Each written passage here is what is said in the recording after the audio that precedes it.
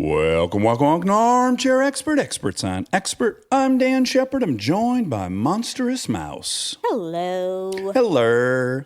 This was a fun episode.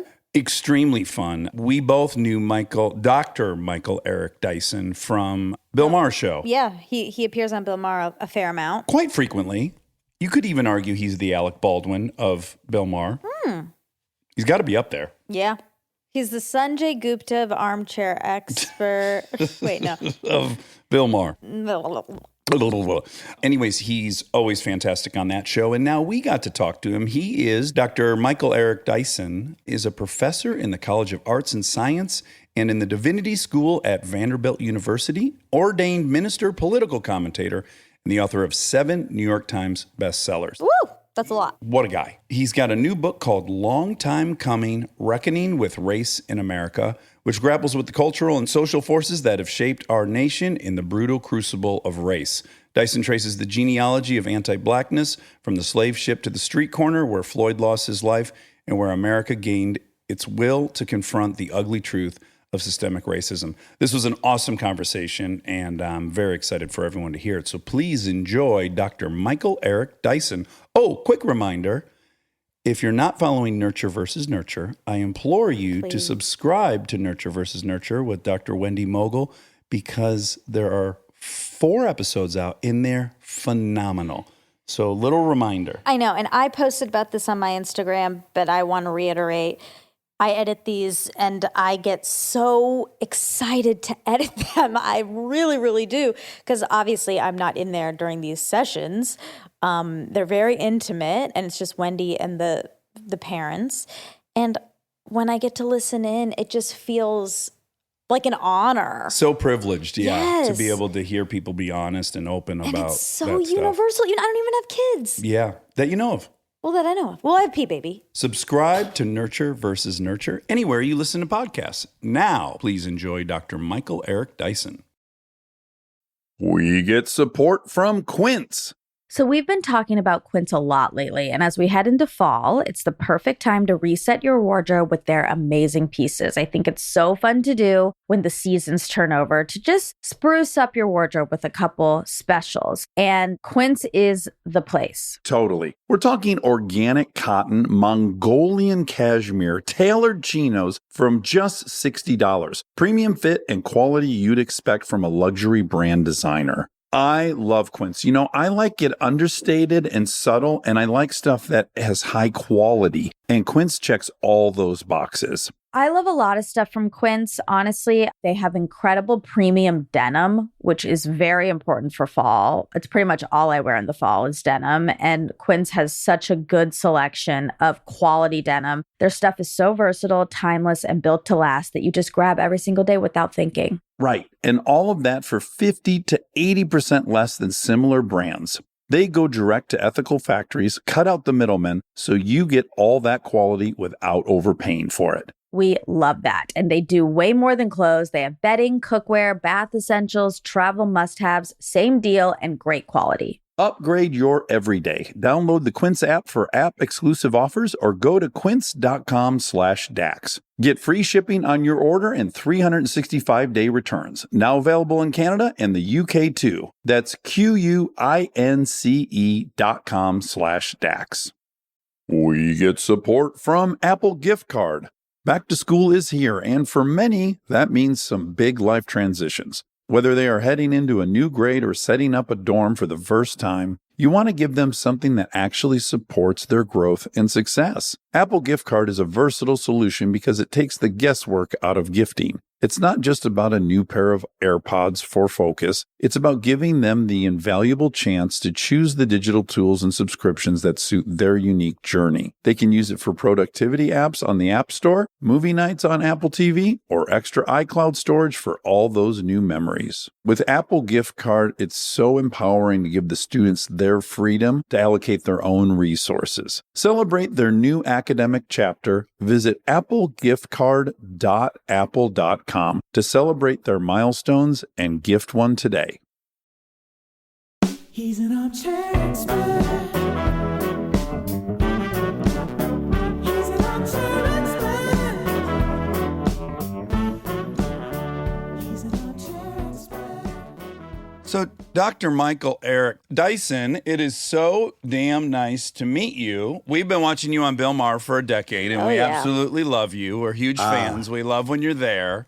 Things are going to get rowdy. I appreciate it, man. From Oakland County to Wayne County, you know what it is. That's right. Lafayette or American. This will be over if you choose wrong. Let me see. Are you an American? Is Trump? So it must be Lafayette. It's Lafayette. Come on. Lafayette's got that Greek rhythm. Those guys have been working there for like 7 generations. Man, I love them, brother. I love them so much. So you were born in Detroit. I was born and reared in Detroit. Absolutely. Okay, you'll find this annoying, as all guests do, but I'm going to try to draw some parallels between you and I, because your folks, or at least mom's from Alabama. Mama from Alabama, daddy from Georgia. Yep. Okay. Ooh, I'm from Georgia ding, as ding, well. ding, ding, ding. Yeah, so both my grandparents were from Hazard, Kentucky, so I attended a Southern Baptist church every other Sunday, which again was a rowdy affair. They tend to be, sir. When we weren't there, we were at the other grandparents' church, which is Catholic, and my brother and I couldn't stand it. But when we went to the Southern Baptist one, we were allowed to yell amen occasionally. And we always got it wrong, and my grandpa would always be punching our legs. But did we live to yell out amen. Yeah, that's a beautiful thing. I was not Catholic, but I preached at the National Cathedral this past Sunday. Oh, no kidding. Oh, yeah, where Martin Luther King Jr. delivered his last Sunday sermon in his life. And then I was invited there to preach on the King Sunday, recognizing his birthday and so on. So it was a heck of an honor, man. And are you able to be present for those things, or are you more thinking about like, oh, I got to deliver? Can you take all those in, or are you results oriented? Yeah, I'm definitely task oriented, but I try to absorb that because, first of all, it was empty, except for like 10 people. Oh, yeah, that's weird. That's right. So you got the cathedral that sits 3,000 some people, and it's literally me, my wife, and my assistant, and, the singer, the piano player, the saxophonist, and the dean of the chapel there, and two of us. So it's about 10 of us there, man. And I'm speaking into the camera because they're recording it. That's my congregation. I was like, well, between 1 or 1 million, I'm going to do what I do, man. I'm going to do what I do. You probably could have just done the Zoom background of the cathedral and it would have been the same. No, but to be there, I mean, you got to be there. Yeah. Right? You got to be there to, and you got to hear, the voices of the spirits that clearly are in that place. It was a magnificent opportunity. Now, you became ordained as a Baptist minister at 19, which, again, at 19, boy, that's the last thing you would have seen me pursuing. I need to know how you ended up doing that. Yeah, well, I actually accepted my calling at 18, but then I got, licensed at 21 and then ordained right after it. It was because of the inspiration of my pastor at the church there in Detroit, who was an incredible speaker, thinker, theologian. So that was inspiring to me. And I was a young, poor black boy in the hood in Detroit. And that gave me something to look up to and an inspiration to do what I do. Now, this is not a cynical question. This is someone who left Detroit to pursue acting. So there's no judgment here. But what percentage of it is like the appeal of the showmanship? Yeah, well, performance is critical. My next book is going to be about performance, black performance, and so on. And I don't take any offense to that question at all, because if you're doing it well, you got to perform, whether you're an actor, whether you're a preacher, whether you're a priest, whether you're a professor. So there is a performative element to it that is quite enticing, but it's also the fusion of that performance with the profundity that you can generate, the gravitas, the seriousness that you can get out of it. And when you think about it, a guy like Martin Luther King Jr., who had every element of the performance of black rhetoric and sacred speech at its height, but also was deeply invested in trying to move the crowd so that he could move hearts, so that he could move the nation forward. So performance is critical. It's like at a rock hymn, standing by the speaker. Suddenly I had a fever. Was it me or either summer madness? And then he says, how could I move the crowd? First of all, ain't no mistakes allowed. So you got to think about the performative element, because there's something powerful about that, to hear the Spirit come down, the people in the aisles getting the Holy Ghost, whether they're up on a bench or they're shouting. All of that was quite dramatic and quite interesting and intriguing to me. Well, I just want to respond with saying me and Eric being a nice big plate of fish, which is my favorite dish, but without no money, it's still a wish. There it is, back and forth. That's called a response, man. So I dig into my pocket. It's all my money spent. No doubt, no doubt. So, well, I was thinking immediately, yeah, it's a confluence of like wanting to do that, to perform. And then what my dad as a car salesman told me all growing up, which is you can't sell a product you're not in love with. So it's like if you have the love and the belief, that performative job gets that much easier, I think. There's no question about that. It's like some of these pitchmen and pitchwomen. I'm not going to sell a product I'm not deeply invested in, whether it's a Coca-Cola, as they used to say down in the South, a dope and a poke. Oh, yeah, by the way, my grandma called Coke a bottle of dope. She's like, that was all she referred to it as, bottle of dope. Dope and a poke, a dope, because it had dope back then, for real. Yeah, the Coke cocaine at the bottom, and a poke in a bag. So there it was, right? How about smells like a polecat? Did you hear that a lot? Oh, man, that's funny as heck. That one still eludes me. I've looked up polecat. I'm like, what the hell does that mean? Yeah, no, those idiosyncratic expressions are kind of funny. But look, the thing is, if you don't believe in it, if you're not invested in it, if you don't have a kind of righteous cause associated with it, then you're not going to really be good at it anyway. Yeah. Now, you went to Cranbrook for a minute on scholarship. Yep, I did. And I took Monica there when we performed at the Fox last year. Because it needs to be seen. I'm like, you don't understand. There is a high school that That's looks like crazy. Harvard or beyond. Right. Now, I grew up kind of poor, but then my mom built this business that became successful. And my little sister, who's 7 years younger than me, she got to go there. And it was crazy. At Kingswood, yeah. Yeah, Kingswood. So, A, what was that culture shock like? And then B, why did you leave? Yeah. Well, it was a culture shock. And how I got there, what had happened was being a poor black boy in Detroit, but joining the Baptist church and going there since I was a kid, being there and dating the daughter of a very prominent federal judge. Because the classes could get lost in the church where you could mix with people you wouldn't ordinarily be in their social circle. So I had no idea. I'm dating her, 16 years old. He goes, this boy's very bright, took an IQ test. They said, he's off the charts. Because I want you to go. His daughters were going to Kingswood. And so he says, you belong at Cranbrook. And I said, wow, Cranbrook? I mean, I've been out there to see the planetarium and to see the stars and the skies. But man, the school, 340 acres of incredible, greenery, the verdant fields of Cranbrook. So yeah, it looked like it was designed by Homestead or something, the Central Park dude. So here's the point. I got in after took the tests and couldn't afford it, of course. So he hooked me up with a scholarship, and then I had to work at a couple places to make ends meet to help pay my tuition. I had to repeat the 11th grade. So I go there from an inner city segregated school in Detroit, Michigan. So I'm born in 58. So this is like 75, maybe 74, 75, 76. So I'm there at Cranbrook, never having gone to school with white kids at all. Now I'm going to school with like rich white kids. The white kids. Right. Steven Spielberg's, brother, half brother. Lee Iacocca, from Chrysler, daughter.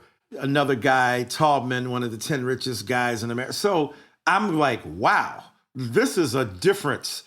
And it was also the first time it was like maybe 1,000 boys there at the school, maybe 10 black boys, at the school. And they put something on my door, nigger go home.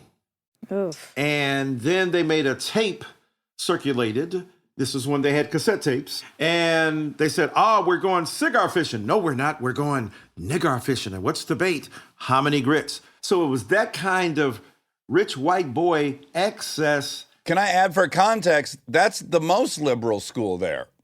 Man. Like, Okay? I just want to point out that that's actually was Brother. the high watermark of liberal. That right there in the middle of it. That's why Dr. King, he said the white moderate, he said the white moderate and the liberal, man, those are the ones that are killing us. So I'm there at that school experiencing all that, and it's blowing my mind. And one thing led to another. I didn't do well. Me and a couple other guys, a couple white guys, we figured out a way. We were lonely, wanted to call our girlfriends, and they had these faceless phones. I mean, to this generation, what? A dial phone? Yes. You know, Took 3 minutes to put in 9 numbers. and then it's busy. Oh, what the hell? Then, not saying I did this, but some people then would call the operator to interrupt. It's an emergency, please. Yes. Emergency breakthrough. That's right. This is before call waiting, young people. No such thing back then. Anyway, there were faceless phones, though. You could pick them up off the cradle, but they deliberately made it faceless so kids wouldn't be calling out. We figured out a way that those 2 little prongs that stuck up, you hit them 1 for 1, 10 for 10, 8 for 8. Oh, now we can dial out. So, of course, we got busted when the bill came due, and they figured it out because I was calling my girlfriend, they were calling theirs. It wasn't hard. Their parents paid them off, no problem. I had to take a 3rd job. Unfortunately, you were probably the first suspect just because you were one of the 10 black folks. But then you delivered. I want to live up to this stereotype, please. Thank you. So, all that stuff together, it just pushed me out. And I went back to the hood, so to speak, and then became a teen father, lived on welfare, hustled in the streets, worked odd jobs, became an emergency substitute janitor, worked at Chrysler, not on the line, but in the wood form shops, got fired from there a month before my son was born, I think unfairly. And it was tough times, man. Got evicted on Christmas from the apartment. Like, whoa. Yeah, that's just taking Scrooge to another level here now, Yeah. Wait 6 days, please. Man, right. A little lump of coal, perhaps. So I ended up 21 years old. My son is like, what? So I think I got to provide him a better future than this right here. Talked to some people in my church. There was a historically black college called Knoxville College. A couple of them had gone to. I called them up, got my transcripts. Next thing you know, as Sam Cooke said, I grabbed an armful of Greyhound and headed down from Detroit to Knoxville, Tennessee at 21 years old, right before I was 21, to start my college career. It's wild what a role, obviously, your church is playing in all this. Like, without that, it sounds like Lifeline at many different intervals, you're going another direction. You don't that's probably the only resource in that community at that point. There's no question about it. I mean, the church was my lifeline. The minister was my inspiration and my school, because my teachers from a very early age identified me as a kind of smart guy. Mm-hmm. And in church, I would recite certain pieces and be in the, stage plays and stuff.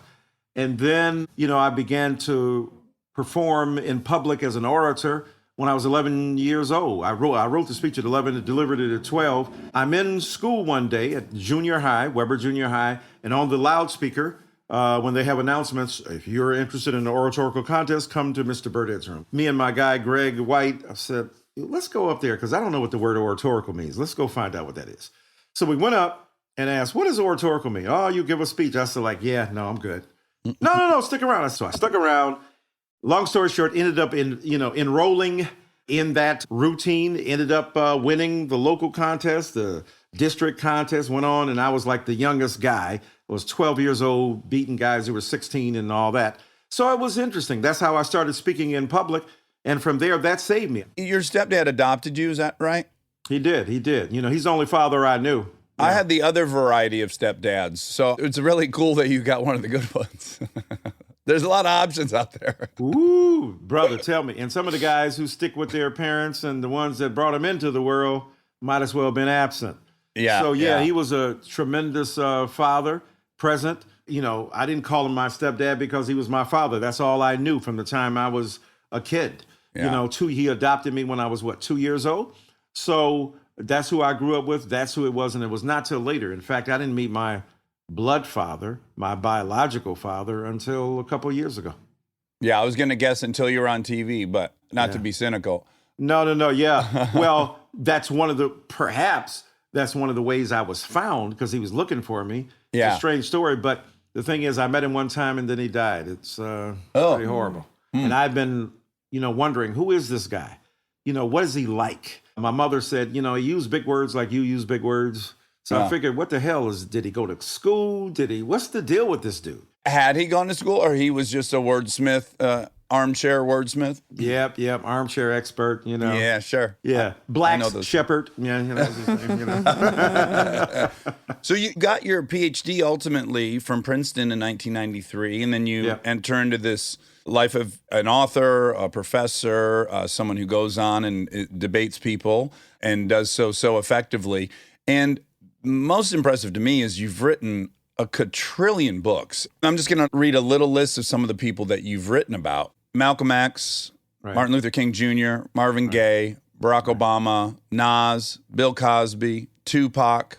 Of that group of folks that you've spent considerable time learning about, thinking about, empathizing with, does one stand out as the favorite that you got to spend time with? Yeah, that's tough. Let me see. I did a book on Jay-Z as well. Did I not say? I think I was saving that because that's the thing I want to talk to you the longest about. But okay, good. So, I mean, all of those figures, man. I mean, Martin Luther King Jr. was a staple in my existence, in my world as a young person. And when he died, I had never heard of him. And I remember we were on the living room floor, and my father was in his big chair. And this guy came on television because the regular news was talking about, the news. But at 6:01 p.m., the newsman announced tonight Dr. Martin Luther King Jr. was shot. And I don't think they announced he was dead yet. And I was like, wow. But it really doesn't make a difference with me. It really doesn't matter to me now because I've been to the mountaintop. And I've looked over and I've seen the promised land. I may not get there with you, but I want you to know tonight that we as a people will get to the promised land. I was like, wow, like, whoa, who is that? And I asked my mother, which one is it? Well, he's the one talking. Hold on, I'm ignorant on this. He was actually delivering that right before he was shot? Well, that was the night before he was shot. Okay, he was delivering that speech, but they played it. They were saying, this is his last speech. Yep. The night before he was murdered. And it was an extraordinary speech, arguably the greatest speech he ever gave. He was at his motel, Lorraine Motel. It was raining cats and dogs. He'd been threatened on the way in there. He was tired, and he didn't like smaller crowds, and especially because America was writing him off. Dr. King is a has-been. He can't pull the crowds anymore. You know how it is. So Dr. King was tired. He was sick. It was raining cats and dogs, and it was a small audience, he thought. Ralph Abernathy, his friend, gets over there. Doc, he calls him at the motel. This is your audience. You got to come over here. They don't want to hear anybody else. They want to hear you. King gets up, gets dressed, runs over to the auditorium that night and delivers off the dome. One of the greatest speeches ever. So wait. Is there any kind of proof to that? Is that apocryphal, or could that be? Is it really off the dome? Because this is my great fascination with Jay-Z as well. Could it have been? Is that true? Of course. But see, here's what off the dome might mean as well. Of course, you got set pieces. You got favorite phrases. You know what I'm saying? God forgive me for my brash delivery, but I remember vividly what these streets did to me. Imagine me allowing you to nitpick at me, portray me like a pickaninny. So King could, down in Alabama with its vicious races, yes, with its governor having his lips dripping with the words of interposition and nullification. So you get into a rhythm, of course. So the thing is, even when you're improvising, you're doing it within a set tiny structure framework, that allows you to do it. What did Robert Frost say? Freedom is moving easy in a harness. So that's what they were doing. And it was pretty extraordinary. So yes, obviously King might have said a couple of those things or thought about those things, but knitting them together. When he was a young preacher, he was young when he died, 39, but when in his late 20s, he had written his first book, Stride Toward Freedom. He was signing the book in a department store in Harlem.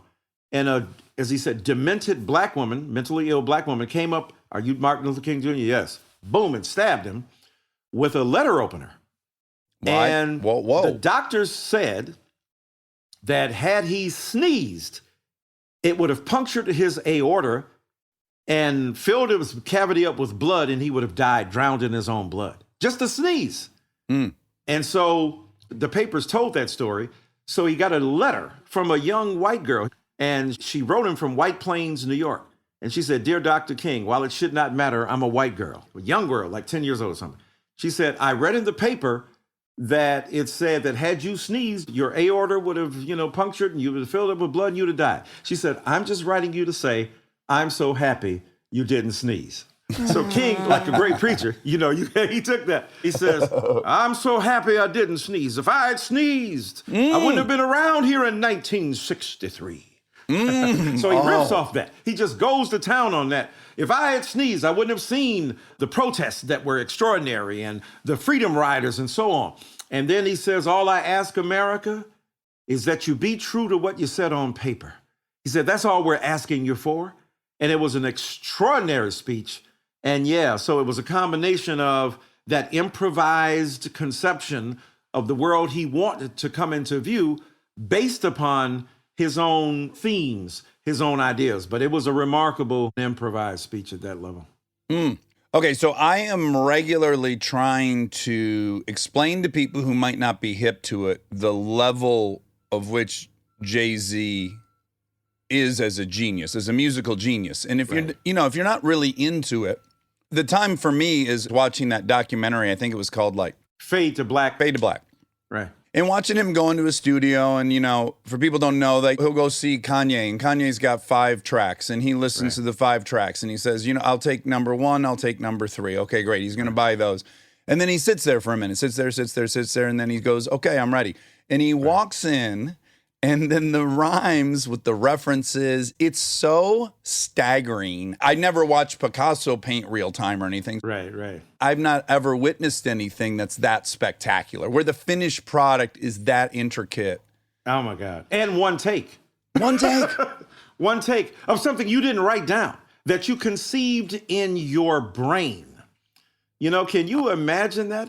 No. I mean, dude, and then the level of play, the level of metaphor, the following through, like all that complicated nuance. Or should have stayed in food and beverage. Like this deep Godfather reference. I mean, come on. Is bro. unreal. How is that just thrown in off the top of the head? It's like 4 layers deep of why it works. That's exactly right. Yeah, it is pretty astonishing. Had he lived during the time of the Greeks, they would have been bowing down as a rhetorical god. There's no question about that. I mean, when you think about that level of mastery and oral articulation of ideas, and many others have done it now, but he was one of the first, he and Biggie. But it's also a glimpse into the enormous breadth of his knowledge. Like the references are so wide ranged, and everyone needs to take a nice moment, have a moment of silence for the fact that we're living with this guy on planet Earth. Who you know fresher than Ho? Riddle me that. Oh, riddle me that. Now he's got the Batman.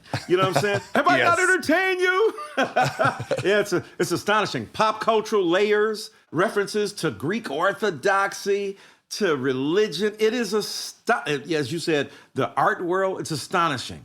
It is what the man has done, time and again. The best thing he did for me, I didn't need him to talk to me. I just needed him to grant me permission to use those lyrics, because I'm going to break down what you're doing. You've done everything I need you to do, which is create genius. Yeah. Let me now demystify. Let me deconstruct. Yeah. Let me have that. And I've known him for a few years. And so he gave me permission to do that. And that allowed me to get into that catalog and really grapple with his extraordinary insight. Of course, he was flattered and honored and supported me, but I didn't need to interview him. I just needed to get inside those lyrics and his life. Unfortunately, I've told this story on here a few times, but I'm going to give you the 1-second version of it. I have been invited to the Met Ball about 10 times by my wife. I refused to go. She said, "This year you're going to want to go." I said, "Why?" She said, "We're sitting next to Jay-Z." I said, "I'll be there.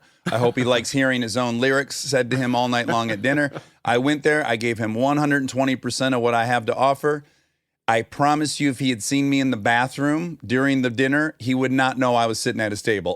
It was a complete and utter failure. I mean, it just couldn't have gone worse. No, you think that's something. Every now and again, I'll text him and I'll just freestyle. I'll start just doing some stuff. And I said, "Oh my God, am I insane? Am I insane by spitting these lyrics?" And for his 51st birthday, because the book came out on his 50th birthday, but for the 51st birthday, I sent him a couple of lyrics. I was just thinking, I said, "I don't know where you are," so I spent him something. He's like, "No, the one you did that was bars. I was like, the rest of y'all can kiss my ass. You know what I'm saying? I'm out. I'm done, That was bro. my last test. I'm done. I'm done. My man said I got bars. You know, I don't care what the hell any of you say. Yeah, it's I'm like good. Jordan telling you that was a really nice, nice That was touch. a nice jump shot there, man. Yeah. Stay tuned for more Armchair Expert, if you dare. We get support from Skims. Oh man, do I love Skims. I've been living in the Skims lightweight cotton collection all summer, and I have to tell you, getting dressed has become so easy. I just throw it on. It just feels right immediately, whether I'm grabbing coffee or I'm on the couch all day or I'm out, even going to dinner. The cotton is so lightweight and breathable, which in this heat is a non-negotiable. The cotton jersey t-shirt, I just need everyone to know about this one. This one hugs in all the right places. It's very soft and it still looks and fits the same after months of washing, which is very hard to do, I feel, with t-shirts. I've been wearing the black cotton jersey t-shirt with basically everything all summer long. It goes great with any patterned skirt or shorts or pants. I mean, anything truly. I believe that's probably my favorite piece from the cotton collection, but they also have great lightweight cotton thongs that are so comfortable and they're cute. That is a very, very hard mix to achieve, especially with undergarments. I feel if you can find some that are cute, but also comfortable and do the job, that is a win. And Skims has really, really figured that out with the lightweight cotton collection. Shop Skims Cotton and all of my favorite pieces at skims.com. After you place your order, be sure to let them know we sent you. Select podcast in the survey and be sure to select Armchair Expert in the drop-down menu that follows. We are supported by Walden University. You know that feeling when you've been thinking about making a move, going after the degree, the promotion, the thing you keep telling yourself you'll get to someday? Walden University is built for that moment. For over 50 years, Walden has helped working professionals get the W, the knowledge, the skills, and the confidence to create real change in their careers and communities. Their programs are designed around your life, not the other way around. With Tempo Learning available in select programs, there are no rigid schedules or set weekly deadlines. You move at your own pace. And Walden's faculty aren't just academics. They're practitioners who bring real-world experience into everything they teach. From your first class to career coaching and beyond, Walden is your partner the whole way. Take the first step and learn at a pace that works for you. Visit waldenu.edu. Walden University. Set a course for change. Certified to operate by Chev.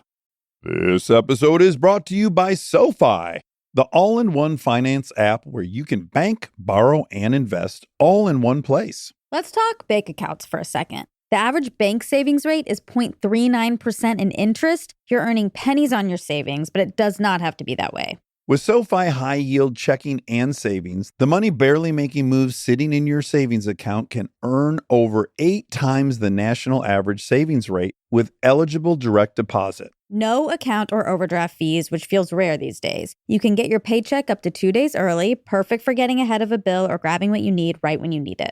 Plus, get up to a $300 welcome bonus when you sign up with eligible direct deposit. Sign up for SoFi checking and savings at SoFi.com/armchair. SoFi checking and savings is offered through SoFi Bank N.A., member FDIC. Terms apply.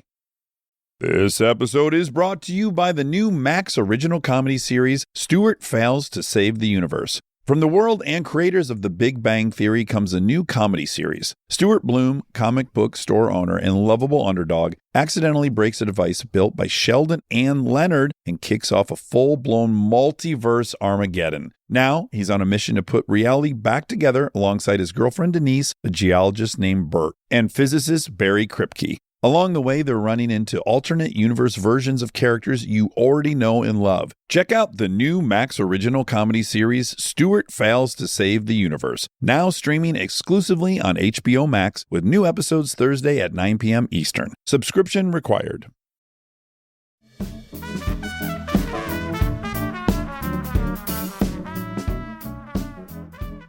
Okay, so your new book, Long Time Coming, Reckoning with Race in America. Right. Well, first of all, it's in 5 chapters, and each one is dedicated to a contemporary black martyr, Right. i.e. George Floyd, the list goes on. But one of the things that you get into, which interests me greatly, is this conversation that is so difficult for everyone to have. Mm-hmm. I fear is handicapped by the expectation that everyone is going to be able to do it without putting their foot in their mouth, without fucking up, without learning real time, without being wrong and then saying, yeah, now I got it. Right. Without that safety net, I fear it can't actually be done, or something needs to evolve where people can own their ignorance without fear of cancellation. I got an entire chapter on cancel culture, and I go at it hard.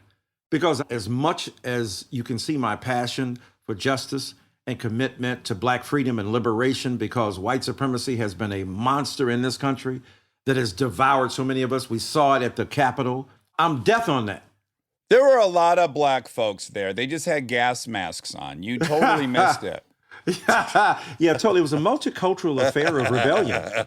And the Latinx kid who's like, sure. the head of the Proud Boys. And you're right. So I'm deaf on that. I'm down with resisting that. But what I'm not down with is canceling people because either you disagree with them or, as you say, they're evolving and learning. I'm not going to witch hunt somebody. Hey, 10 years ago, did you use the word nigger? Did you? Come on, tell me the truth. No, I'm not down with that because here's the point. If I see a white kid who's getting drafted, he's like 20 years old now, 21. Oh my God, his future's before him. I'm so grateful. And then somebody digs up some stuff he said at 13.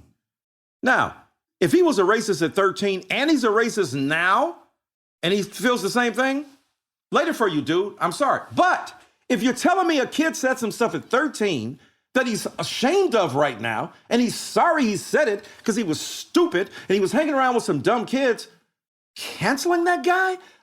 I mean, what did you do at 13? What did you say? If there was an internet, if there was a friggin' Twitter that was an account that you had access to, there would be some dumb stuff, not necessarily racially, but against women, okay? Not against women, but against gay and lesbian people. I mean, so the point is that none of us want to be held to that standard where, as you say, we can't make a mistake and go, damn, I'm sorry. Yeah, I was naive about what I thought. I thought that Black Lives Matter and Blue Lives Matter were the same damn thing. And then I got schooled on that a little bit. And then now I'm growing. Let's not cancel each other. Let's not eradicate and eviscerate people. Let's not put them out on the ground. And let me give an example.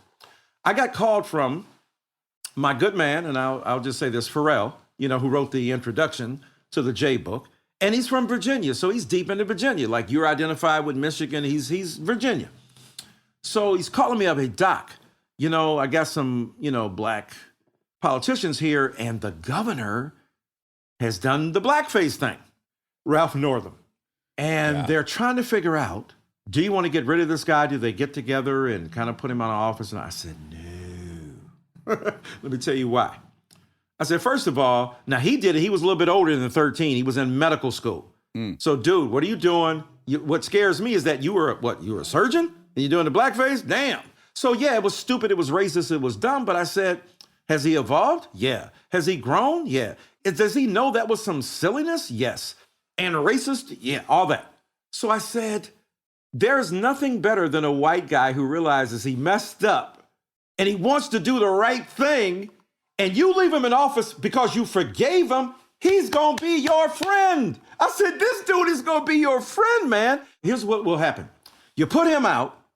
The next white guy goes like this. Hey, I've never worn blackface, but I don't really care about none of these black people either. I have no debt to them. I don't owe you anything. Has no consciousness, has no developed awareness and a comprehension about what's going on. So, as a result of that, he doesn't do blackface. He qualifies for your non-racist problem, but he has no investment in the community. I said, Ralph Northam will be grateful that black people stood with him, and look what he'll do. And I'm telling you, I was like a prophet. This dude, 10,000 people were on the returning fellow citizens prisoners. He allowed them to vote again, right? He wiped the slate clean. That was disproportionately black people. He got invested in the politics of education. In other words, he did so much stuff that was helpful to black people. They called me up, Doc, you were right. I said, yeah, guess what? When you don't cancel people, They Yeah. don't cancel your prospects or your future, or they learn, they're appreciative of forgiven, or they're human, and we all make mistakes. If you show them some grace, they can then proceed and If you show grace, they can help run the race. Then you got space to do your thing in your face. Okay, I'm sorry. Sorry, Jay. Sorry, Jay. So the thing is, yes. And this is not an excuse by any stretch. This does not excuse anything, but I hope it explains a little bit. So growing up in a Detroit suburb, Doctor, there's things that had no other name. Like as a kid, I couldn't have known what the thing meant. So in Detroit, if you knock on someone's door and run away, what's that called? What is that called? A very bad word, knocking. Right. Gotcha. Now, I didn't pick that, but there's this activity. There's no other word to explain it. It was handed to me. It's terrible, but there's a lexicon that literally certain things didn't even exist without that word. Of course. And here's the thing.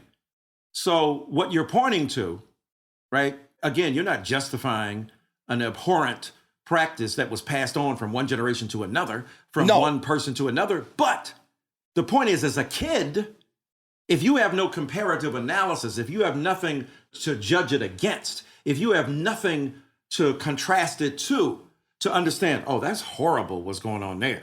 Yeah. And you have no black neighbors. You have no black friends. You can't see the impact of anything. It's just this weird word.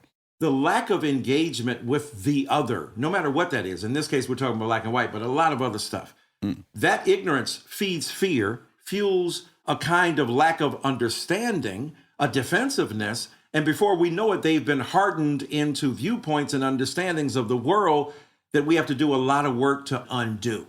So there's no question, again, that as people grow and mature, and as they become culpable and responsible for what they are, for what they know, for what they've named and how they've named it, now, oh man, I mean, stuff I did, look, dog, I said the stuff back then, I would never do that now, but I didn't have any frame of reference. Or I was calling the woman the B word and so on and so forth, because that's what all my cats were doing.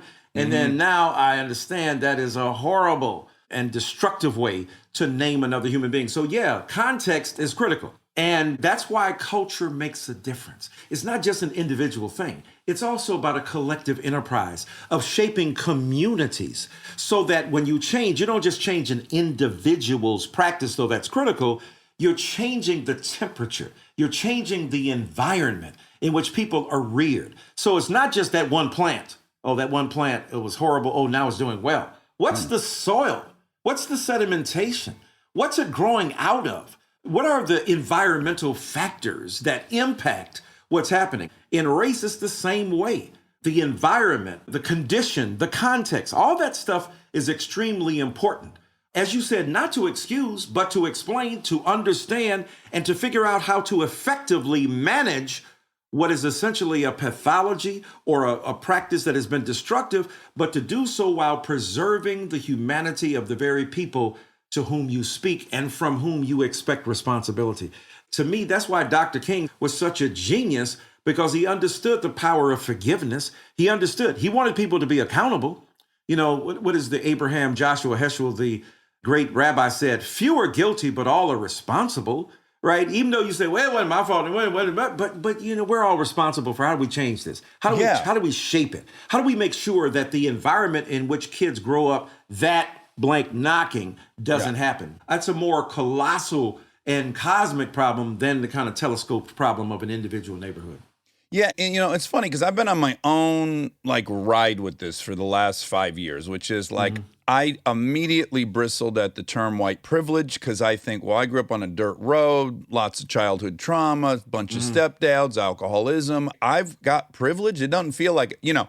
Right. Then recognizing, no, I was a fucking drug addict for 11 years. I would have been in prison. They didn't search me. When I interacted with police, you know, I own now, yeah, dude, I would have been incarcerated for decades with the level of drug abuse I had. So Right. I'm on the road, right? But also, as I'm on this road, I recognize, so yeah, I didn't pick what the term for that was in Detroit, but systemic nature of it is so obvious. And as someone, again, who's sober and knows what making amends is, I am of the opinion you make amends. And when you make amends, you don't just say sorry. That's not how it works in AA. Right. You don't go, hey, sorry, I ripped you off 2 years ago. You go, hey, man, I'd like to pay you back. I don't have the money now, but I'm going to give you $10. You make amend.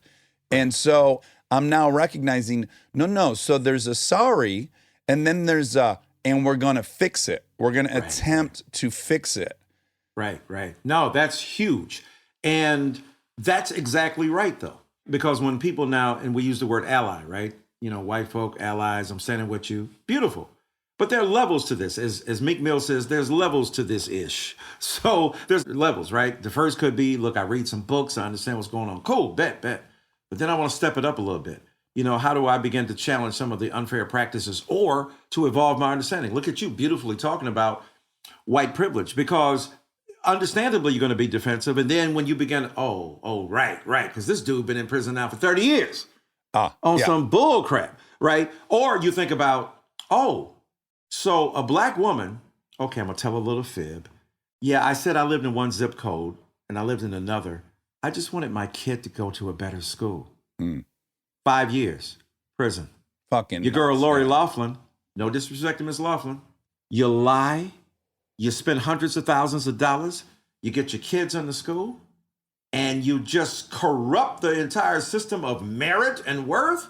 You got a month in prison, and it's hard. It's a hard time. Now, I get the fact that these are complicated situations, but when you compare a black woman who just lied about her zip code and is doing 5 years of hard time versus a real famous white woman who's an actress and her husband, and they did some far worse stuff, and she gets a month in prison, he gets a month and a half, whatever. Come on.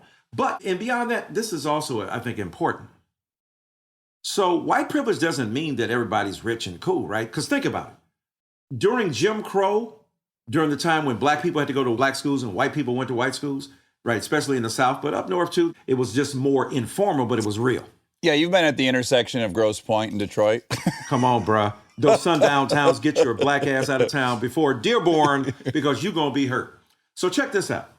So you are dealing with the fact that during segregation, when it was all white, only white people could go to Harvard, only white people could go to Michigan, only white people, X, Y, and Z. You limited the competition. Babe Ruth didn't hit 713 home runs against the best ball players. He hit them against the best white ball players, right? So think about this. In your lifetime and mine, the first black man to play for the NBA died. Put that in your brain. The first black man, Earl Lloyd, right? Late 70s, who died like 4 or 5 years, 6 years ago. The first black person who was allowed to play in basketball, 80% black right now, right? Yeah. So are you telling me that because LeBron can play or Jordan can play or Kobe can play, that's horrible, it's affirmative action? No, it means that your restrictions against our opportunity were deathly, and they hurt not just black people, they hurt you too. Because you wouldn't have seen Jordan either. You wouldn't have seen LeBron either. They hurt right? the game. I mean, come on. So my point is also, finally, this. White privilege doesn't mean that all white people would be rich. It means that the people who are usually going to be rich are going to be white. Mm-hmm. It's a nuanced and dynamic concept that, unfortunately, people need to be kind of walked through it, I think, a little bit. It is what it is. You have to meet people where they are. And I'm a professor. That's my job, to meet people where they are. So I said, this is a free zone. This is a safe zone. So I tell the white kids, I said, and I tell everybody, I said, if a white kid says some stuff and you think it's some stupid shit and you think it's ill and dumb, I said, I don't want anybody to feel, I can't say that because you might call me a racist, right? I want to archive and curate a discussion that is open and honest, because a lot of you kids ain't even had a black professor before. I said, smarter than your white professors, but cooler too. Hipper. I said, I know the bars. I know the... I'm killing you. I'm walking up into class. And whether the lyrics are from Odysseus and Homer or Iliad, or whether they're from Virgil or Aeneid, or whether they are right here in the level of Jay-Z or Nas. So the point is that experience is necessary, is rich to challenge narrow viewpoints. Well, I can tell you, the best thing that ever happened to me is I was married to a black woman on TV for 6 years. Without her, so here's an example. I hate Chris Brown. Fucking hate this motherfucker. Hope I meet him in a fucking alley. I'm going to take him down. What a piece of shit. Blah, blah, blah. And when I say that to other white people, they're like, yeah, that guy's a fucking monster. I say it to Joy, and she goes, there's no doubt what he did was insane, but you seem to feel differently about him than a lot of the white actors who have been convicted of the exact same thing. And I was like, ooh, that's a solid point. And numerous ones like that. But again, if I'm not in that wonderfully privileged position where I get to do that safely with her for 6 years, I don't know who's going to point that out to me. Absolutely. When people go, we're not bean counting. We're not trying to determine by numbers who gets in. Let me tell you the difference it makes right there. Right there. That difference right there. Or in school, if I'm in a class and they don't have teacher, Professor White Guy X or Professor White Woman Y, right? But they got me. Yeah. And I hear that and I go, that's interesting. Have you thought about it this way? Yeah. You're upset with and you're outraged by, and on many an occasion, when I went into class and some obnoxious, outrageous thing had happened, can you believe that my take on it was significantly different than their other professors? And I'm not dissing those other professors. Yeah, sure. I'm just saying the difference it makes to have me in my body present in your class when the stuff goes down with George Floyd, or the stuff happens with Jacob Blake or Sandra Bland. The point is that having me in that class makes a huge difference. Because then I give you a different take. And a lot of my students will write, I never thought about it this way. He challenged me. He was loving. He was compassionate. He was humorous, because I use everything. But I'm still serious about challenging those vicious beliefs, those prejudices, and those self-destructive behaviors that unexamined harden into what don't have to be necessary differences. Some are necessary, but some are not. And what I do is to try to plan. I'm a paid pest. I'm trying to challenge narrow viewpoints. When I teach classes, look, if I'm teaching, I do all the egghead stuff. You know, I'm teaching you Germanic and French philosophy, and I'm doing Derrida and Foucault, because I love it. It's great. But then I'm doing some of the stuff on hip hop and so on. And then some of the white, parents would write me, call me nasty names, call me the N-word, all that stuff. And then you're messing up our kids and doing it. And I said, I'm trying to warp your kids because you done warped them and messed them up. And I'm trying to de-warpify them. So that's what I'm doing. I'm trying to unconcave them. Unconcave them, brother. And I'm trying to go at the kind of stuff you taught them and screwed them up with. And I'm trying to challenge their viewpoints. And by the way, not just my white students. I'm challenging all students. Oh yeah, no one's got a monopoly on warped point of view. There's no question about that. Yeah. I don't believe in a kind of, false equivalence, because you could be from a certain community and have a kind of, serious warp, but all warps are not made equally, as you know. Some of them have the force of law. Right. We could all be prejudiced, and we all are, and biased and bigoted. But there was only one Supreme Court justice in 1857 who said that black people have no rights that white people are bound to respect. Wasn't it the opposite? It didn't say white people have no rights that black people are bound to respect. So it ain't equal, but at the same time, the bigotry, the prejudice, the narrow point of view, right, that we all have to overcome, has to be grappled with, even as we acknowledge what the necessary evil is in the room and what the predominant force of inequality is. That we have to be clear about. Well, here's one of the warps, that I put together last year, which was, so I loved Ice Cube growing up, and many, many lyrics vocally critical of crackers. Right. It is clear, and justifiably so, he's not loving white people in that phase of his art. And so there was a moment where I was making a false equivalency, where I was thinking, well, I'm sure black folks would be really triggered by some hillbilly music that's straight racist. Right. And I just kind of made that comparison. Well, that's weird. I can accept blah, blah, blah. And then it occurred to me, I'm not going to likely find myself in a courtroom where the judge is black and may think like Ice Cube. I'm probably not going to get pulled over by a black officer that thinks like Ice Cube. Right. But if you are a black person listening to this hillbilly sing about this, the power that will be above you at all times is always going to be white. So the stakes are so different for me to listen to Ice Cube vent than for a black young man to listen to a white guy. Thank you for that. That's perfectly articulated. As you said, it ain't equal. It would be different if the likelihood is that a young white kid is going to go before a black judge and that black judge is going to assign him. Spells America with a triple K. Come on, dog. I mean, you know what it is, right? And plus, with Ice Cube, as you said, you know, people used to do the same thing when they would say, you know, you could have a black person expressing some abhorrent belief, some odious belief, right? But then when you put it in the context of power, does the capacity to amplify that odious belief exist such that beyond individual acts of bigotry, that person could have enormous power over the masses of white people?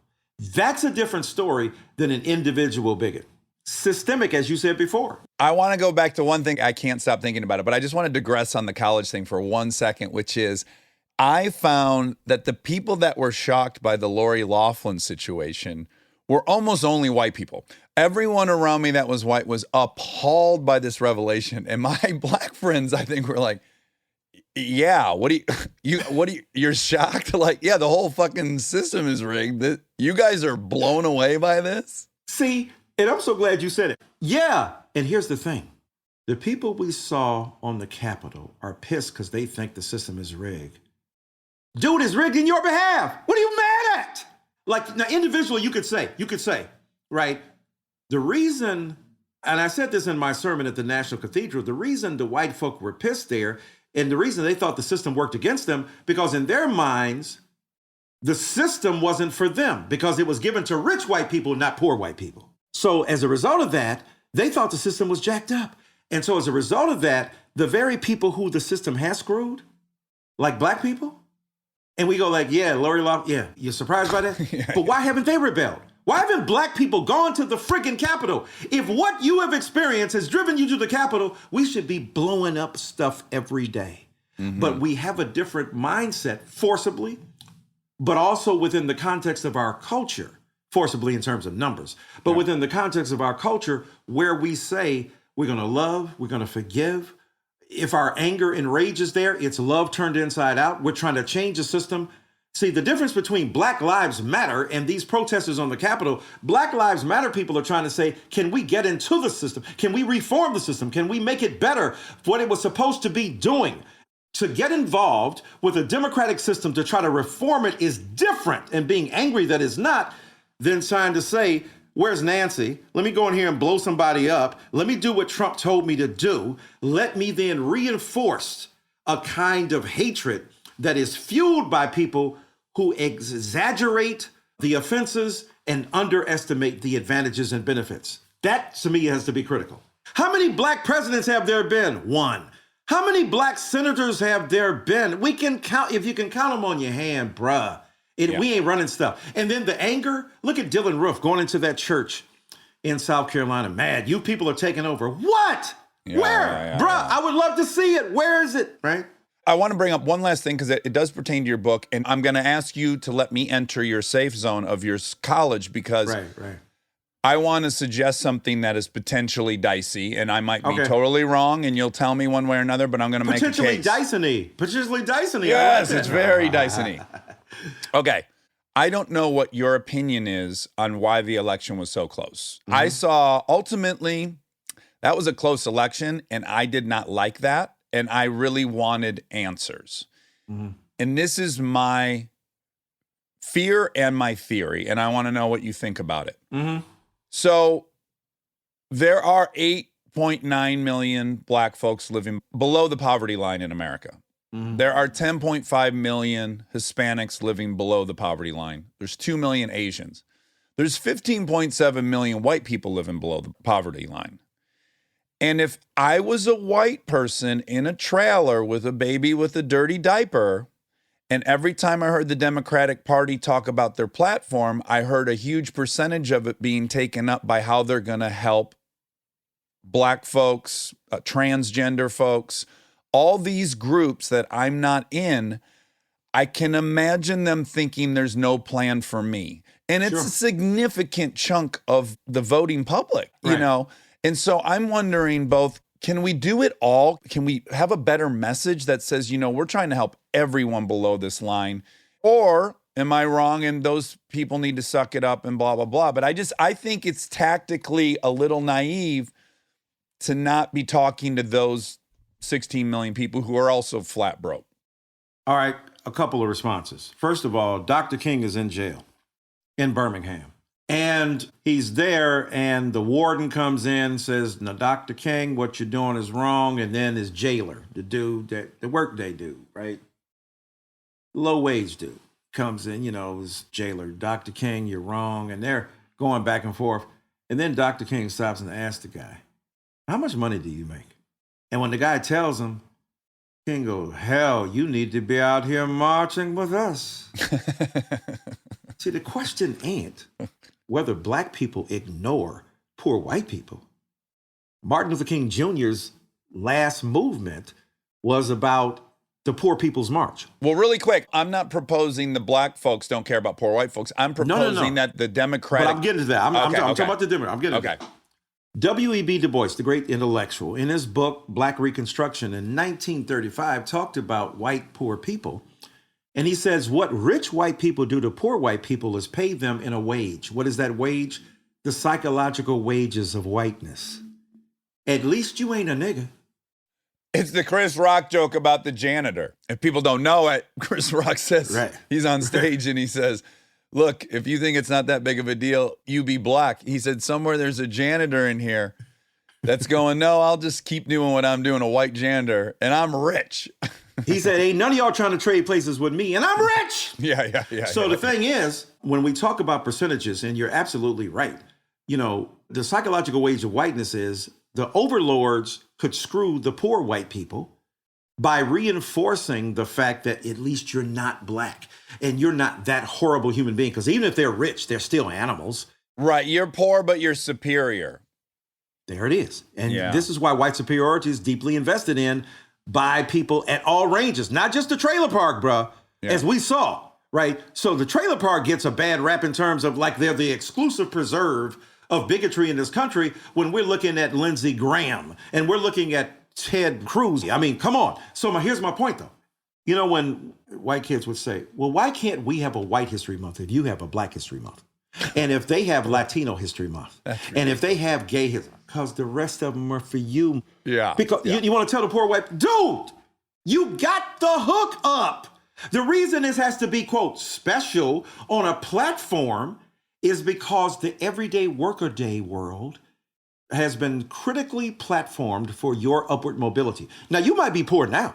Nobody's denying that. But the possibility of you getting richer, of you getting outside of that system is far higher and more likely than a black person born poor. How do we know this? When they do comparative studies of white and black poverty, white and Latinx poverty, the point is that when white people are poor, it is different than some black people who are poor because black people are poor what they call concentrated poverty.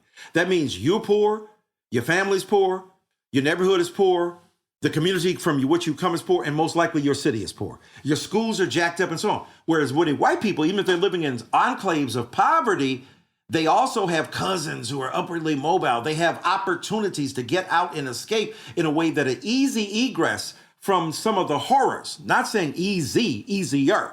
So the point is not to deny the legitimacy of the complaint of white people that I'm not being taken care of. You think, oh, they're hooking up the black people and the gay people. That means we can't be hooked up. No, that means that all of us are in the NFL. You're the San Francisco 49ers. I'm the Washington National Football Team. What a hell of a name.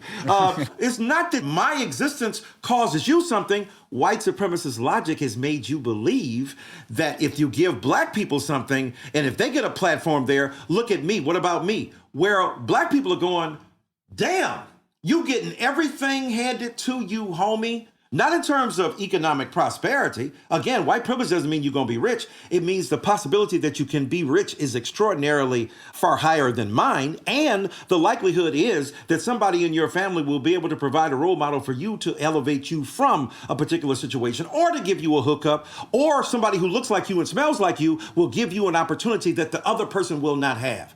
As a white woman who was a dean of a business school wrote, she said, racism is not simply about how you hate the other.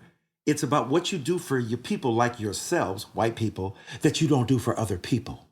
So I can understand the mindset of a poor white person looking at the platform and thinking, oh my God, black people are getting hooked up and X, Y, and Z people are getting hooked up, when the reality is the entire infrastructure exists for your potential upward mobility and for your potential resolution of poverty in a way that it doesn't exist for a black or brown person over here. That's not an easy lesson. That's not to say to dismiss the poverty, but let's end by saying this too. If you look at the numbers of white people who are poor percentage-wise, far smaller. Yeah, they're 8% and black people are 20%. And that's a systemic problem. So it's not to deny the legitimacy of white anger, but it's the fact that the white anger should not be directed at black or brown or gay people. It should be directed at a system that continues to screw them, which is why a guy like to say a Bernie Sanders or an AOC or somebody who's talking about distribution of wealth so that the poor working person, the white working person who's getting screwed by a system that refuses to acknowledge their humanity or the dignity of their work, will be advantaged by joining with black or brown people who are trying to say the system is screwing us all. Yeah, so I agree with everything you said. I think that is the objective reality of the situation, but I am a little nervous it's not pragmatic enough to get them to vote in a way that ultimately we both agree would help them. But if you've got this one guy saying, all I care about is white people, and you're in a desperate situation, that becomes a more appealing option. And that's just also the reality of humans. I get that. But it's always interesting to me. I was looking last night at an interview with Bill Russell, right? The great basketball player. Coached his own team. Oh, man, he was 11 championships. So here's the thing. They were elevating him to make him player coach, right? And I think he won 2 chips as a player coach, right? The white reporter asks him, do you think you'll be able to be fair and not to be reverse racist and not to be prejudiced? I mean, this is like, I'm stunning, but there it is. And I applaud him for, even back then, you're just asking, but it doesn't even occur to him. Well, damn, if you've had all white coaches, are you calling them racist? Are you calling them incapable of having any black players? They don't even begin to interrogate the hypocrisy and the contradiction of their own thinking. So again, for poor white people, I say to them, my brothers and sisters, I get you. And the reason race got introduced is because there's been 300-400 years of like denial of opportunity where they couldn't even get included in the circle of American privilege, where they couldn't even compete. So as a result of that, you're distracted by looking at black people who just got in the door the other day. You mad at the dude who just got in, as opposed to the person who built the thing. The damn architect is standing right next to you, and you think he's your friend, and the dude who just struggled as hard as you do to get in, he's your enemy. It ain't that way. That kind of thing at least can open up some minds and force people to think about the wages of white supremacy, the wages of, quote, white privilege, and how if they disinvest in that, the better route, the better way is to challenge inequality across the board, including of their own. Because look at the study that came out, I think it was a year or 2 ago, the disproportionate numbers of white people who are dying. I mean, this is real stuff out here. We ain't just making it up, right? In terms of the vulnerability. But as Dr. King said, if we could forge a connection between people who see us versus them, as opposed to us versus them, yeah, capital. What them. a huge difference that could make, bro.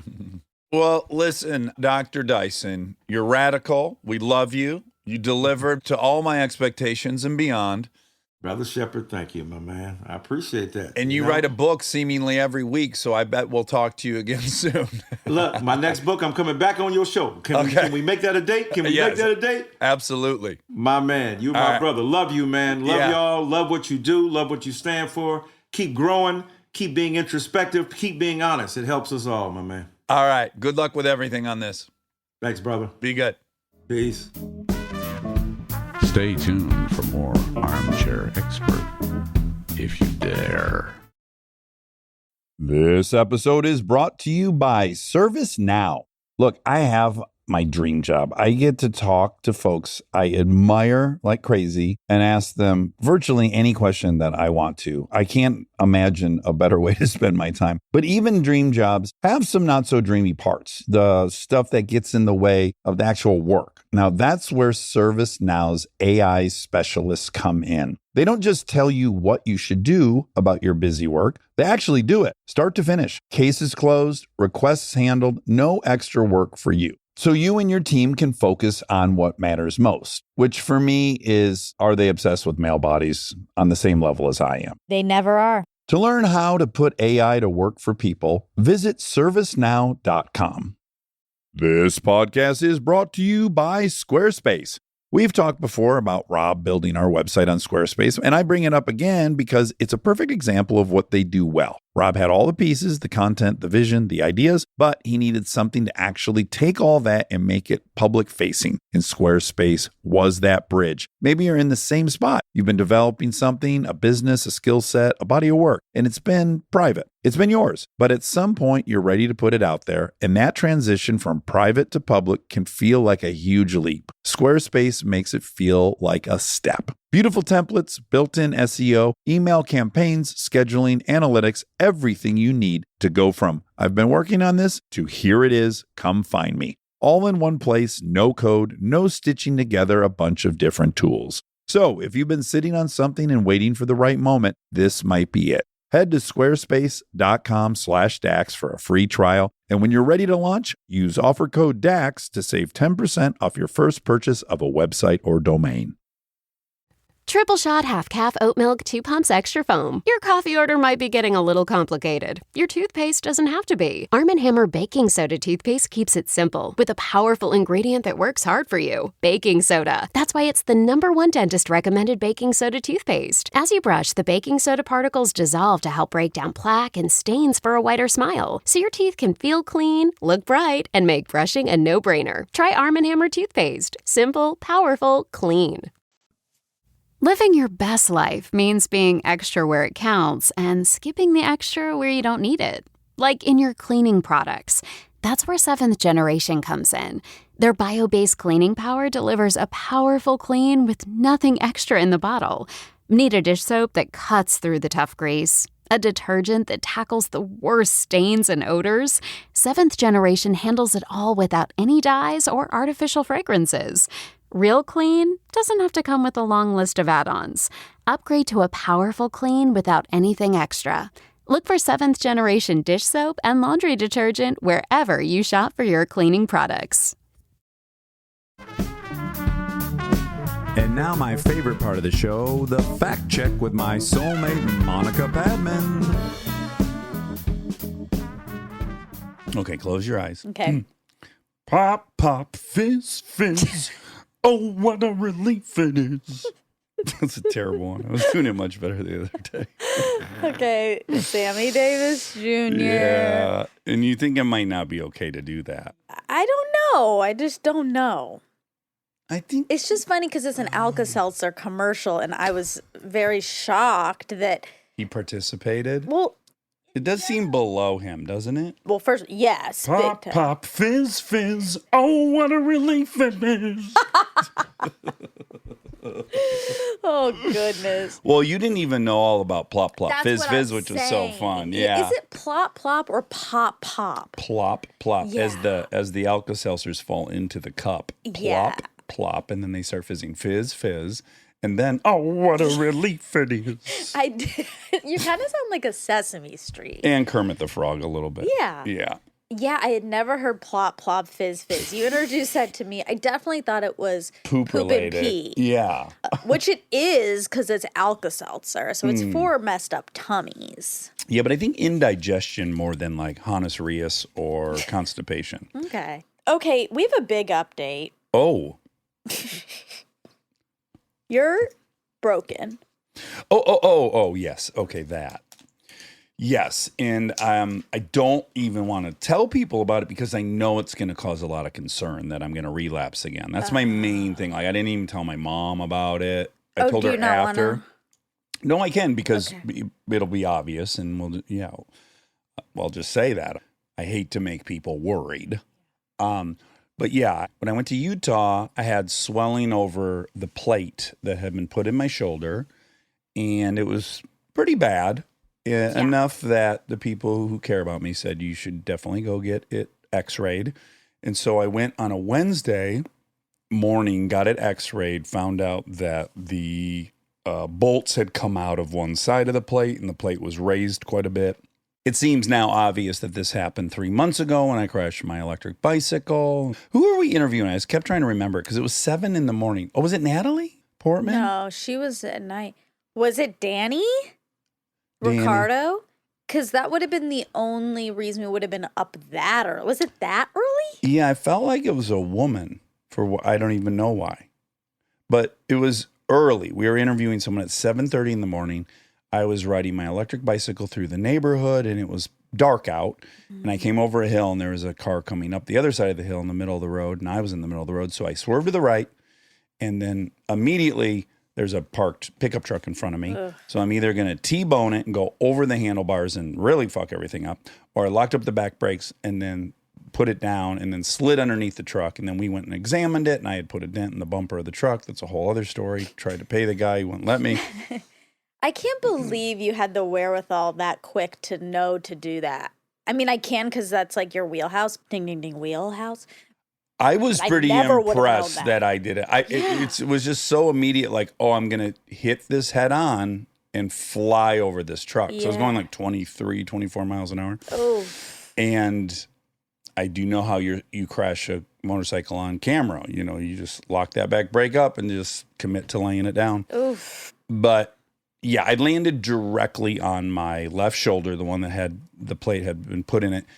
It's really funny because now, having talked to the doctor, I now, of course, realize what I was doing, which was I was just ignoring it because I was so, I don't know if embarrassed is the right word, but he did a perfect job. It was perfect. And I just couldn't accept that I had fucked it up. But you kind of knew you did. I did. So, yes, I was just ignoring it. Plates out in one side. And then I say, okay, well, I'm shooting until May. Can we do this in May? He says, absolutely not. It's going to just grenade in there and you're going to have pieces of bone everywhere and all the hardware is going to be floating around. So when will you have 2 weeks off work? I say, I won't ever have 2 weeks off work. Then he says, when will you have 10 days off work? Anyways, I leave there. I talk with the production team and it turns out I'm currently on the biggest break I'm going to have, which is 9 days. So I then went in Friday. It all happened so fast. Oh my God, it did. It was like bad news. And then I was prepping for surgery. Yeah. And then, of course, all the stuff about the relapse. Well, fuck, what are we going to do now? Yeah. How are we going to not have this happen again? And so the doctor and Kristen talked at length about what the game plan was for medicine. And then obviously I'm getting drug tested as soon as the prescription's over so that we know there's no way I went and got my own prescription. I'm not allowed to get a prescription from the doctor. Yeah. Those are the precautions. Oh, the night before on the drug call, I find out he casually mentions he's also going to take a bone graft out of my hip to put in my shoulder. Yeah. Which I didn't know. I wasn't expecting that. And then got in there for the surgery and saw what hopefully is not, but could be an infection in the shoulder where all that is happening. So had to take a sample out. They're going to grow a culture. I had to spend the night. Yeah. I now have a port in my arm to take really heavy antibiotics until that's figured out. So yeah, that's where we're at. My hip is insane, right? It is. Say I have a watermelon on my hip. The shoulder's totally fine. It's really just the hip that is brutal. This is a juicy detail. I said to him, by the way, I love my doctor so much. He's my favorite doctor I've ever had. Wow. He's gorgeous. I said to him when it was all said and done, before I got discharged, oh, how did you get the bone out? You use like a bone saw? And he goes, no, a chisel. And I'm like, you're a psycho. Can you imagine chiseling a chunk of someone's bone out of their hip? Oh, my God. Woo! Thank God there's people that can do that stuff. I know. I can't imagine chiseling a bone. It's so sad. Yeah. This one, as you can attest to, this one got me. Yeah. Yeah. This is the first one that defeated me.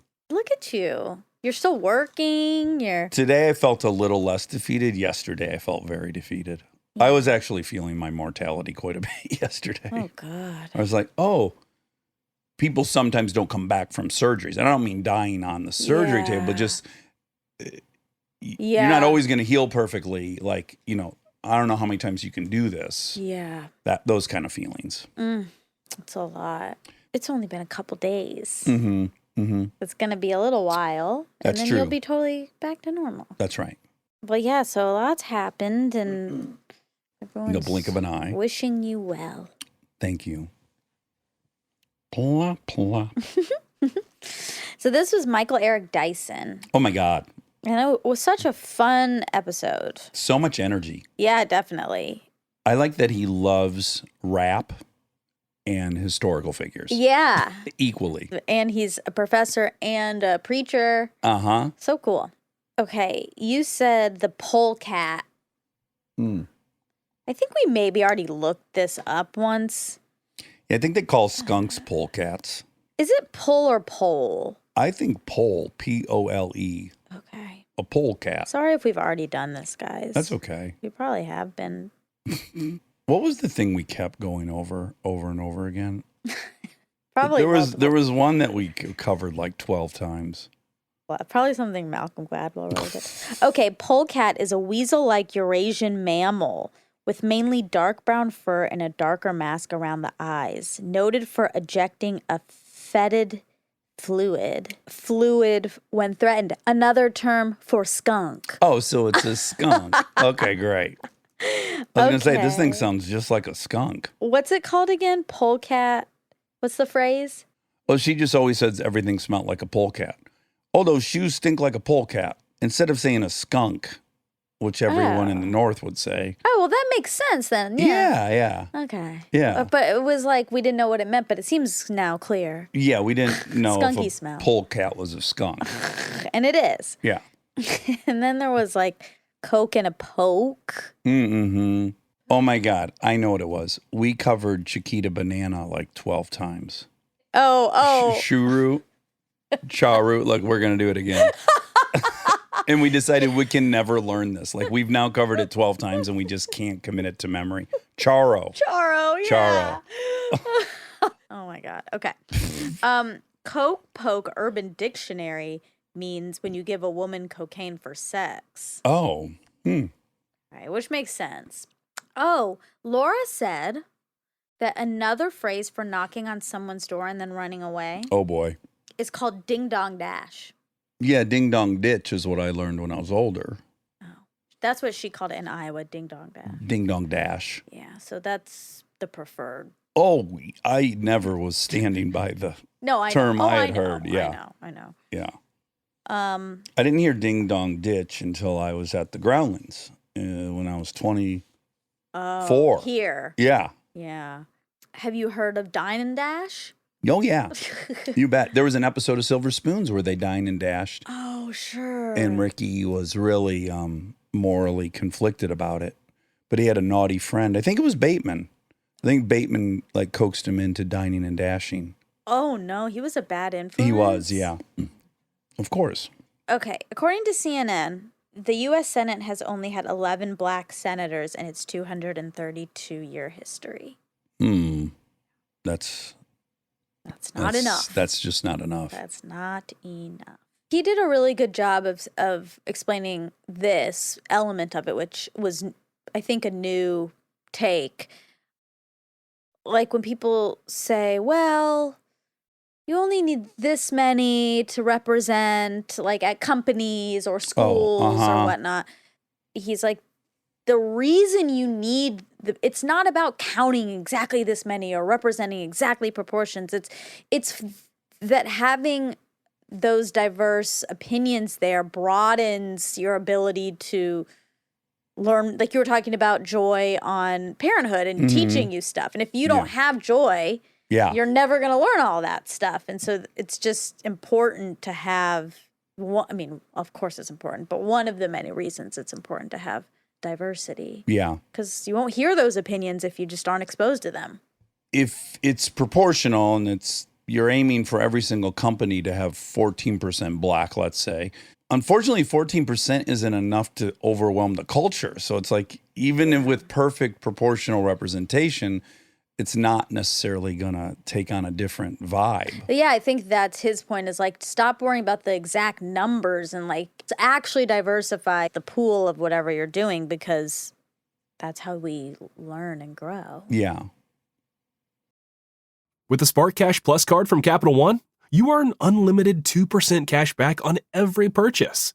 And you get big purchasing power, so your business can spend more and earn more.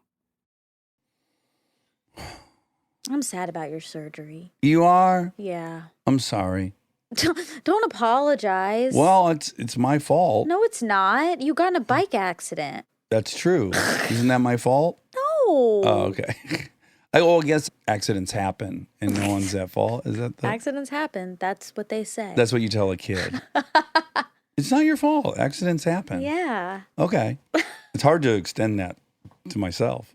Really? Yeah. Even when it was a total accident? It was. And I should be happy it didn't go way worse. I could have been in a head-on collision with the car that was coming, or I could have T-boned the back of the truck and flew 30 feet and really done a number. Yeah. Why aren't I happy? I should be happy. Well, you are happy. I said I was sad. Oh. Do you want to elaborate on why you're sad? No. It's just sad. It's hard to see your friend all, I would hate it. yeah, all broken up. Yeah, I don't mind Swollen. it for myself, but yeah, if I was looking at you and you had a tube coming out of your arm and tape all over and a watermelon on your side, I would hate it. Yeah, it's just you feel helpless. Right. Yeah. Well, on that sad note.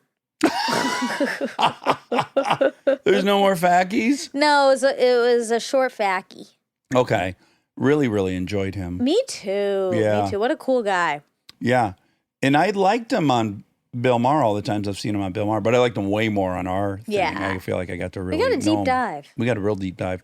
Another fact is that you and I, by mere coincidence, are wearing matching bottom and top. I know. Yeah, we're both wearing mustard colored Sweats. Sweats. That's right. I've got the bottoms. You've got the tops. That's right. That's a good color. You took the high road. I took the low road. Mustard is a good color. I'm new to it, and I'm really embracing it. And this whole sweats thing. I was so stubborn, and now I'm here, and it's too late. It's too late. We're all. I I'm coming know. out of it. Everyone's moving on, and I'm just like, hey, you guys heard about sweats? They're so comfortable. I am that way to such a fault where it's like everyone was doing it. So my knee jerk was like, I don't want to do it. I don't want to be a follower. Yeah. I don't want to be And then you just end up being left a out. loser. A I'm just loser. kidding. I know. Yeah. I'm kidding. No. I'm kidding. Totally left out. Well, we'll update you on Dax's health next week. Yeah. Maybe I'll try to post some pictures of me looking vibrant. Oh, but you don't have to. You don't have to prove you're vibrant. Or if you want to, you can. I just don't want anyone to be worried about me. I hate to cause people worry. Also, maybe we'll post a picture of my drug test. Oh, sure. The pee in the cup. That's nice. Yeah. We have one floating around here still. I think it got thrown out. They didn't realize that was our pee baby number 2. Yeah, And they our threw it in the garbage. A playmate for pee baby number 1. She's so lonely. Oh, you know what we should maybe talk about? What? Is how much we're enjoying the Mia Farrow, Woody Allen documentary. It's hard to say enjoying. It is. It is. That's not the right word. It's obviously very heavy. It wouldn't be as impactful or challenging if they didn't acknowledge how great of a filmmaker he was. Like to have the critics on and explain his relevance, I think is the context you absolutely have to understand how it happened. Yeah. And it makes you just like come to terms with how fucking complicated people are and how dualistic they can be. It's really It's sad. rough. I feel It's so really bad sad. for everyone involved. Not Woody, but I feel bad for all the children. And I wonder if it's good that we hadn't seen that before we talked to Ronan, but of course I have a renewed interest in Ronan watching this. Of course. I have more of respect for him because what a traumatic childhood. Yeah. Being surrounded by all of those things like Soon Yi and then Dylan and then obviously he kind of got to escape some of it by going away to school. It definitely helps explain why he was so drawn to be a wonderkin and get out of that environment. Yeah. I know. Oof. It's the fact that he had all this intense trauma and now is doing all this good and exposing all of these injustices is like, I think he's I just love him. Yeah, we love him. Yeah. Yeah, I'd love to have him back on. I guess in other news, you got your car wax this weekend. I sure did. I got my car waxed. And it looks so good. Yeah. And you drove me to the attic today. Yeah, you let me drive you. It was fun. Because you got to sit in my leather interior. And really enjoy that cockpit. Yeah, it's so elegant in there. It is. I'm sorry I made you like a car so much. I know you wanted to be a kind of person that never liked a car so much. I know, and I do. It's fun that and you're I feel infected. I have some ethical dilemmas with it. Of course. Yeah. I know. It's... Well, on that note, between the surgery and the moral soup you're swimming ding, in. ding. We did a really fun book talk with Bill Gates about his new book, How to Avoid Climate Disaster, which is really good. It's fantastic. Really digestible. I was just going to say, I'm not an environmentalist. I'm not a climate denier, but I've been someone that has been very cynical about the proposed solutions thus far. And I just have not trusted that that's going to solve the thing. Yeah. And for me, this is the first time I've read about it, and it's done in such a realistic, pragmatic way that I totally bought in. The problem is so enormous, which everyone already knows, but the areas from which all this carbon's coming from, I think would be revelatory to people. Yeah. It's like where we got to focus, we got to be smart, we got to focus in the right places. And if we crack some places, it'll help the other places. So it's just only the way Bill can break down a problem. It scares me, though. It really scares me because Bill is one man. No, he's just right about everything. Like he predicts. He predicted this pandemic. He was saying, this is happening. This is about to happen. Everybody, please listen. Please put in these precautions. Please do this. No one did it. Right. Here we go. Here's a pandemic. Yeah. And he's like, guys, we have to get to zero emissions by 2050. After that, it's going to be too late. We have to. And the fact that these things get politicized instead of all of us just getting on one page, it's so frustrating. I think it's the most maddening thing, and a perfect parallel with COVID, which was somehow that became a fucking political issue. I know. We're so handicapped by this whole thing. We are. It really scares me because I was also watching John Oliver about the Texas situation, and on Fox, they're blaming the windmills, and there's blaming it on like, quote, liberal green energy. Right. I'm like, oh my God, you're talking people out of green energy right now? Yeah. And then also just ignoring that it's actually because they have their own They're power on their own grid, So exactly. that they wouldn't have federal involvement, which is a political thing. Yeah. Why is everyone so opposed to things running well? I don't Why, get what is it they think's going to be? Oh, it's know. crazy. I know. Yeah, we gotta move beyond this political crap. What was I just reading too? There was a New York Times article this weekend about a guy saying because the left was so trapped in hating Trump that anyone that posed a threat to him or stood up to him, we embraced and then just ignored everything. And he's like, it's nonstop. Like, we're on a side. So Como, he's like, this stuff isn't new. Oh, the harassment? And the bullying and the hiding patients. Like, just a lot of stuff. And I'm guilty. Yeah, I'm on the me left. too. And I was watching him on TV going like, now that's how someone should be Me talking too. about Corona. And I just, more and more, I'm like, God, I'm so susceptible to this. Me too. And- But part of that to like just... it's because there wasn't enough of those people. Right. And why couldn't they all just be doing it? Then we could look at people individually. But if everyone's in his camp and then someone strays, I don't know. But even they pointed out how like the the left fetishizes Europe, which is so true. I do all the time. And so like we were pointing so hard to Europe as being the way to do COVID, and they're completely failing the vaccine thing. Like we're doing much better in the vaccine, but no one can report on that because it's against, we like to fetish. It's the whole thing is just like, I just think if I'm as trapped in it, and I think I'm someone who likes to challenge being trapped in it, I just think we're all so fucking trapped in it. Yeah. It's going through such a dense filter. It is. Oh. Oof. Well, on that sad note. Okay, and that's sad note. Between the surgery, the moral dilemma about the car, and now how trapped we are in our political identities. We love you. We bid you adieu.